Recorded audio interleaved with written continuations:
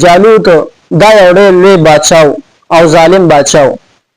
نو دا په بني اسرائیل باندې حمله وکړه او بني اسرائیل بچی چې هغه ځان سره قیدیان کړل او بني اسرائیل خپل کلی نه وشړل وی باسل نو بني اسرائیل ډېر خپاو د دې سره مشران هغه غون شو او په دا وخت کې په بني اسرائیل کې شمویل علیه السلام پیغمبر نو هغه لوالل او ته وی فرمایي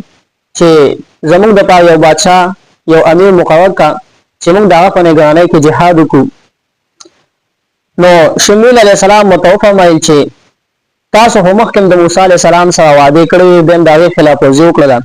نو اسنه چې الله جل شانه په تاسو باندې جهاد فرض کړي او به تاسو دغه خلاف ورزي کوي نو بني اسرائیل وته ویلي چې موږ به ولې جهاد نکو او ولې به خلاف ورزي کوو دغه چې جهاد د پاره دوه شیزونه وي یو دا چې زموږ نه وطن نیولې ده د کورونه ایستو دیم دا چې زموږ بچي هغه سره قیدین دي نو موږ به ولې جهاد نکو نو شمویل علیه السلام د الله جل شانه نه دعا په ذریعه سره وغوښتل او دوی ته ویلي چې ستاسو لپاره ستاسو بادشاه چې دی هغه به طالوت وي نو دوی چې کوم مشرانو د بني اسرائیلو هغوی اعتراض وکړو چې دی طالوت بادشاه چې دا زموږ مشر کېږي نو هغه غریب سړی دی هغه سره مال او دولت نشته دی دا ولې مشر کېږي موږ به مشر شو ځکه چې موږ مالدار یو موږ سره دولت شته نو شمویل علیه السلام دوی ته ویلي چې الله جل شانه هغه غوره کړی دی ان الله اصطفاه علیکم وزاده بسطة فی العلم والجسم الله جل شانه طالوت بادشاه لا یو علم ورکړی دی او بلې ولا طاقت ورکړی دی غټ جسم دی بدن غټ دی کافر سره مقابله کولی شي او تاسو چې کوم مال یادوئ نو د مال په ذریعه انسان هغه په دشمن باندې نشي غالب کېدی نو دوی دا خبره ومنله د بني اسرائیل مشران ورته ویل چې د بادشاه بل څه نه وي نو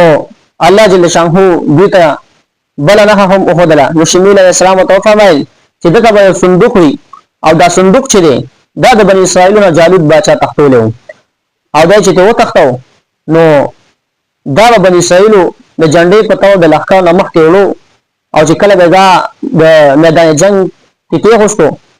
نو هلته به الله جل شانه بني اسرائیل ته فتح او غلبه ورکړله نو دا صندوق چې دا هم جالوت بادشاه هغه تختولی و نو هلته چې کله جالوت بادشاه یوړو خپل ځای ته یو ښار ته یوړو نو الله جل شانه په ښار کې وبا خوره کړله او ښار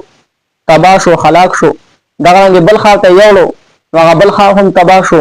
5 ښارونه جالوت هغه تباه وبا شو د هغې نه وروستو دا صندوق چې دی په یو 2 کلکو غویانو باندې وتړو او یو طرف ته یې مخه کړله او خوشی کو نو الله جل شانه فرشتې راولېږلې او د